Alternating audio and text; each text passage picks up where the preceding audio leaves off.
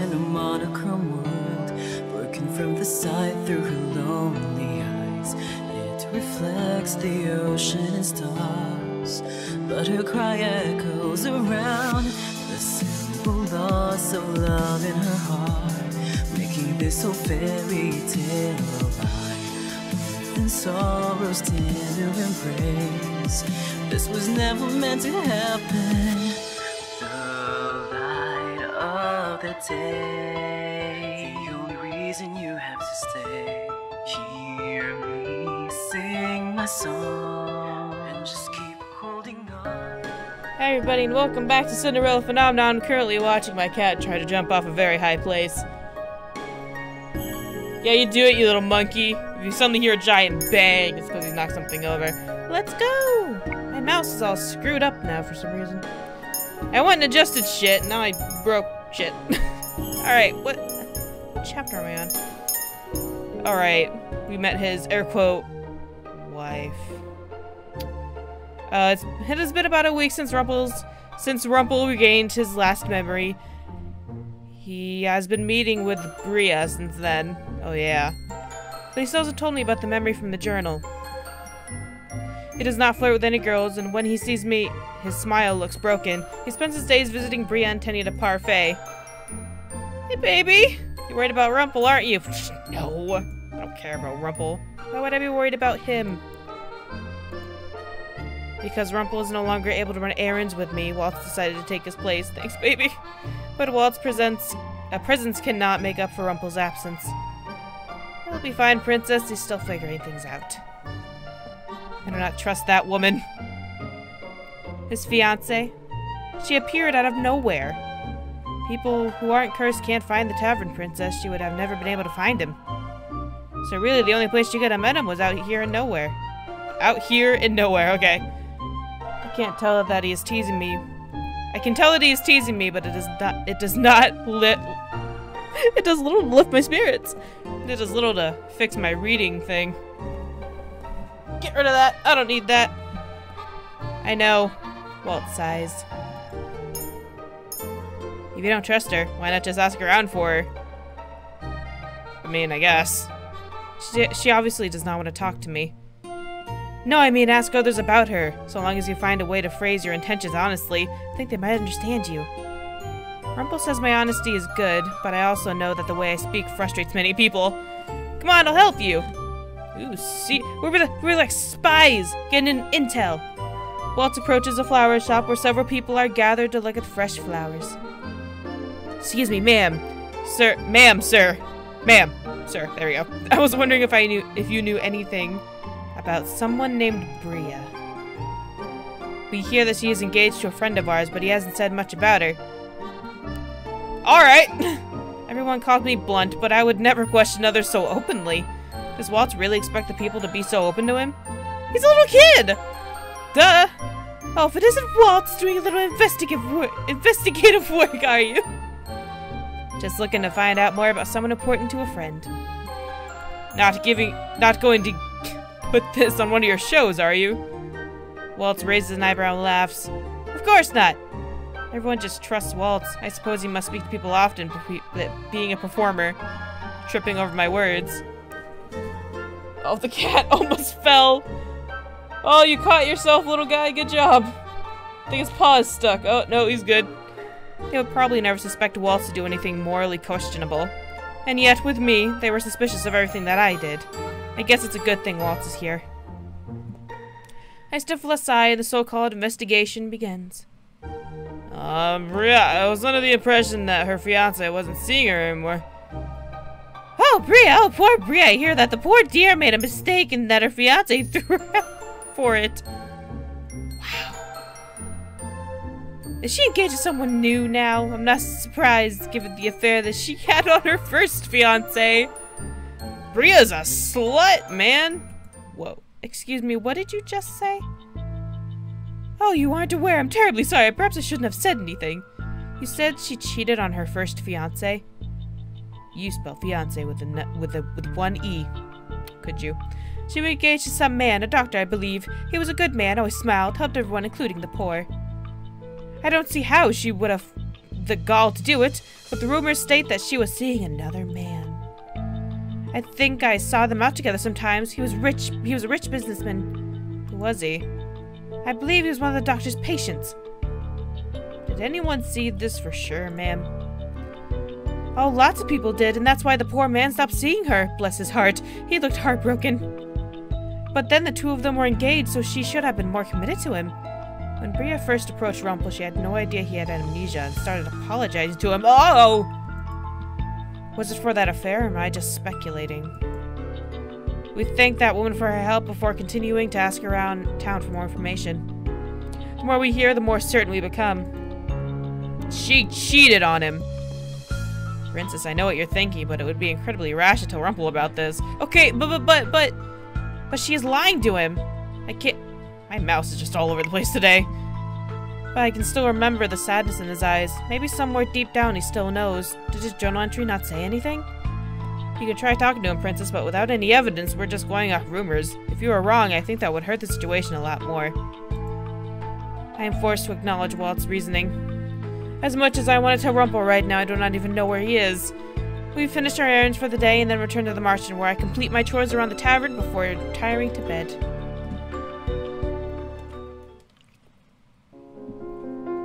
Later that night, after turning for hours in bed without any success of sleep, I make my way downstairs for a glass of milk. Cow juice. I stopped abruptly at the sound of hushed voices. Parfait and Rumpel are sitting together at a table, their voices soft. It means a lot to me that you're still taking care of me, even with everything that you have on your plate.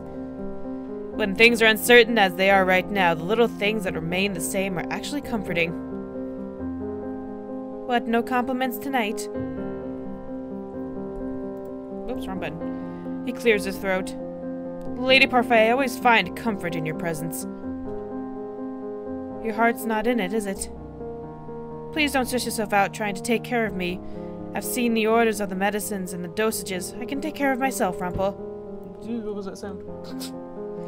I owe you and Lady Delore for letting me stay here. Even now you could have kicked me out, and yet I'm still here. This isn't the confident Rumpel that I'm used to seeing. It's rather heartbreaking to see you like this, you know. Parfait eyes drift past Rumpel and she sees me before I can dart away. Oh god. I think you're worrying your partner too. We're not partners anymore! Rumpel turns in his seat and stares at me. Hey, how you doing? Friend. Princess. Stop scratching on my chair, you brat! Cats. I slowly make my way toward them. I'm so sorry, Princess. I haven't been trying to help you at all. It's fine. Parfait's right, though. It's not like you'd be so pitiful. You're pitiful, Rumpel. Now your words are still sharp as ever. I glance at Parfait curiously. The light of the tavern lights her face up dimly. Oh god, that messed me up. Making it look more ghostly than usual. She looks sicklier. Do you think I look like a ghost, Princess? Well, just a little bit. Yeah. By the time night comes around, I'm utterly exhausted. You said you were like this because of the tenebrarum lucis God, Jesus. You have to take care of. That's correct.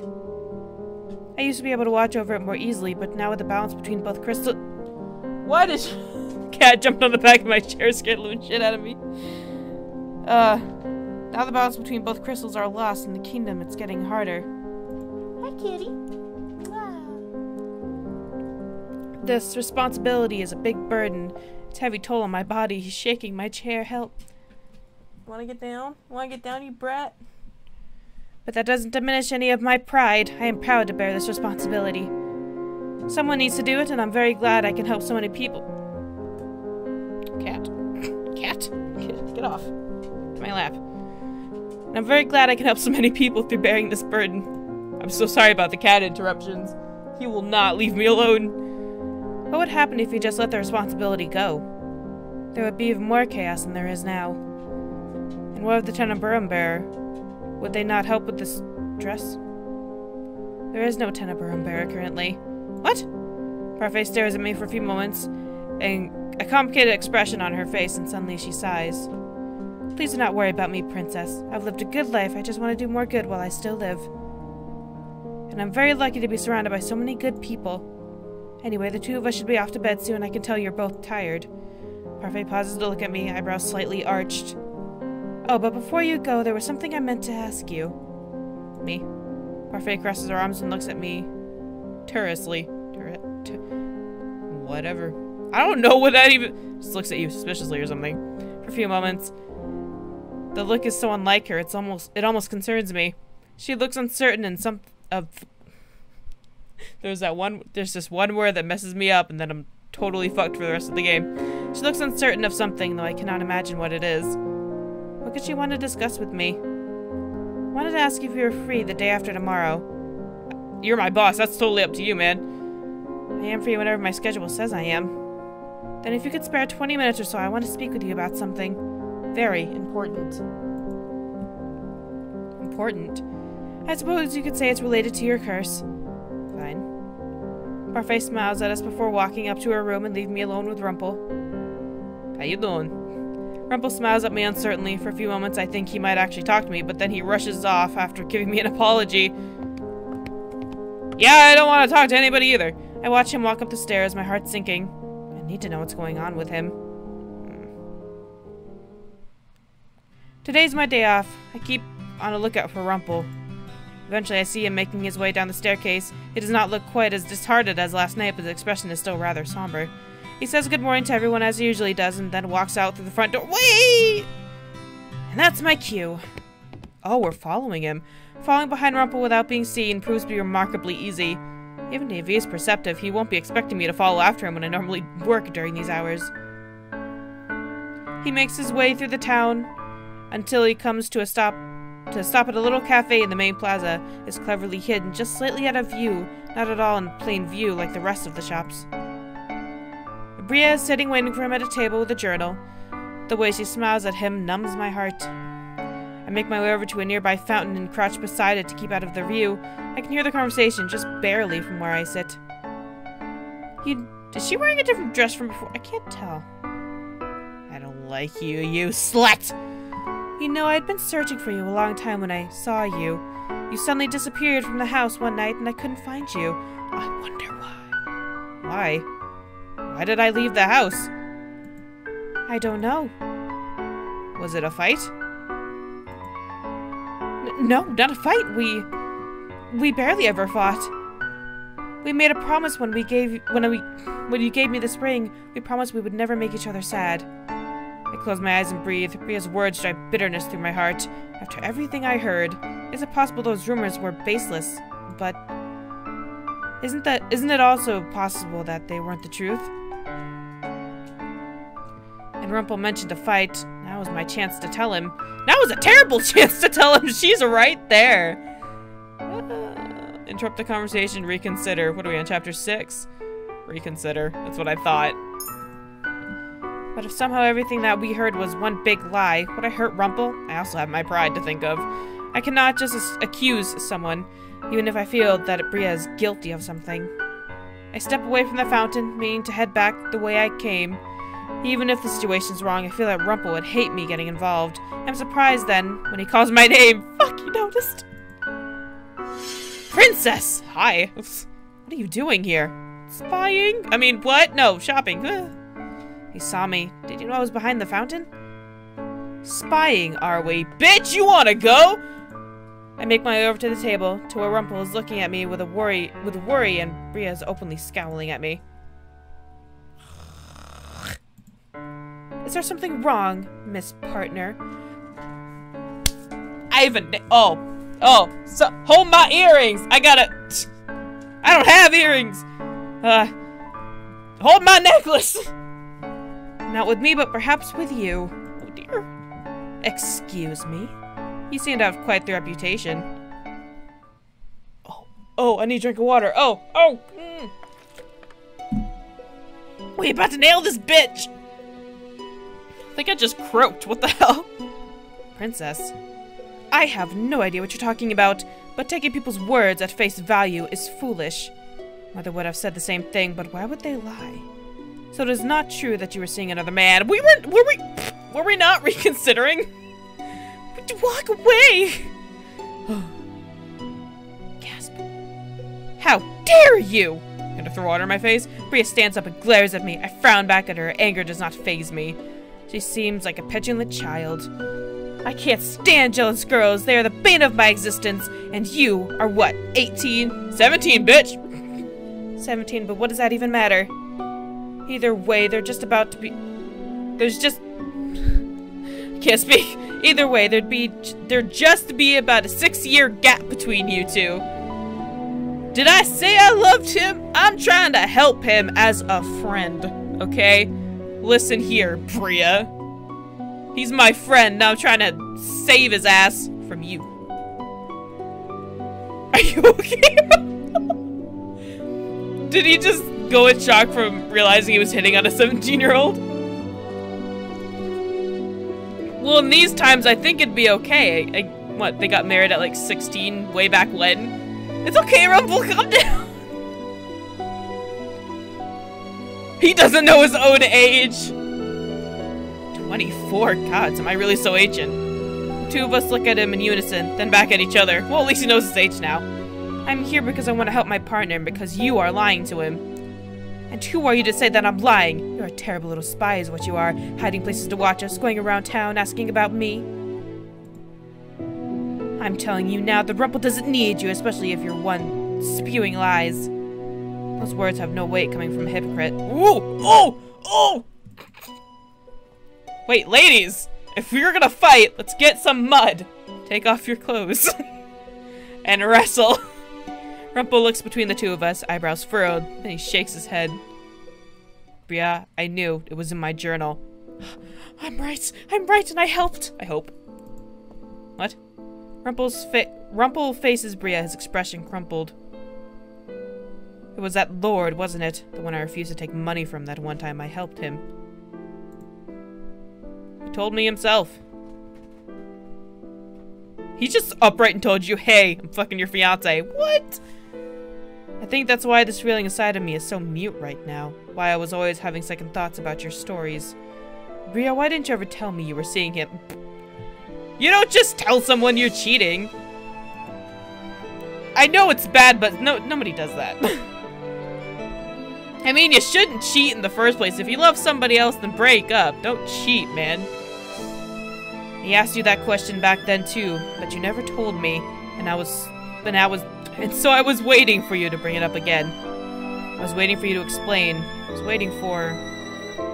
As if I could ever get anything through that thick skull of yours. You are such a bitch! Even I cannot stop myself from staring at her when she insults Rumpel. But with this, she has admitted that the rumors are true. Even if I explained to myself, all you would ever say is that you were sorry. But nothing ever changed. What did I do that was so wrong? Look at you, even now you can't bring yourself to be angry at me. He can't be angry at people? Is that his problem? Aw, I never get to see Rumpel's pants, I just realized. You knew the truth, and instead of demanding to know why, I did what I did, and you keep asking what you did wrong. But you'll never realize what you did wrong, Rumpel. Never. I think... My cat's playing with my Black Butler poster. I think I know what he did wrong, is what... He didn't act like he cared. She knew he knew, but he didn't say anything, so she's like, well, I guess he doesn't give a shit. So I guess I'll just keep going, and whatever. Some things never change.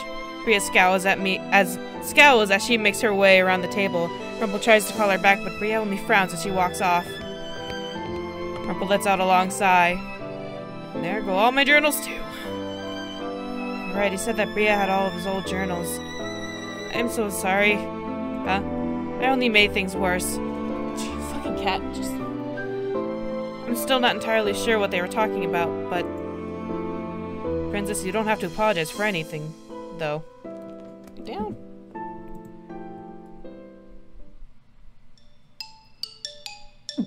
I would like to apologize for shedding some light on my age. That got lighthearted fast. Jeez. What? Am I really truly that old? Suddenly he looks disgruntled, but the look of distraught on his face is almost comical. I cannot help it when I smile and then start laughing. Do my ears deceive me? Is that the wonderful sound coming from your mouth, princess? How precious! It's just... you are an old man! If I'm an old man, then I'm young at heart! Besides, I'd be a lot more offended if you weren't smiling while you said that. He's an old man. After a few moments, Rumpel sighs and shakes his head. Just act like you're 20. Nobody will notice. Sorry that you had to see all that. I knew there was more to the story than Bria was letting on because I read the memory in my journal. You knew about the nobleman. Why did you not say anything? Cat's playing with a water bottle. Like I said, I was waiting for her to say something. I want her to open up about it, honestly. Bria is undoubtedly bold, but I doubt she is at all honest. The journal entry. I never read it to you. Yeah, I've been distant the last week. I have been, and I'm sorry for that. But allow me to enlighten you. Rumpel gestures to the chair that Bria had been sitting in, and I take a seat opposite of him. First, the nobleman was one of my... Jesus fucking Christ. First, the nobleman was one of my patients. He had a grievous sickness, one that no one else had been able to cure. I cannot help but remember the little boy with the impossible sickness. It seemed he was drawn to Rumpel too. Rumpel was not able to help that boy on his own either. Some woman offered her assistance. Did you manage to cure him with the help of the same woman? It's another cryptic entry, but yes, the mysterious woman from the first entry reappears. We struck another deal, and I cannot remember the deal at all. All I know is that afterwards I did something to make Bria hate me, and she began seeing the nobleman. Oh, so maybe I wasn't right?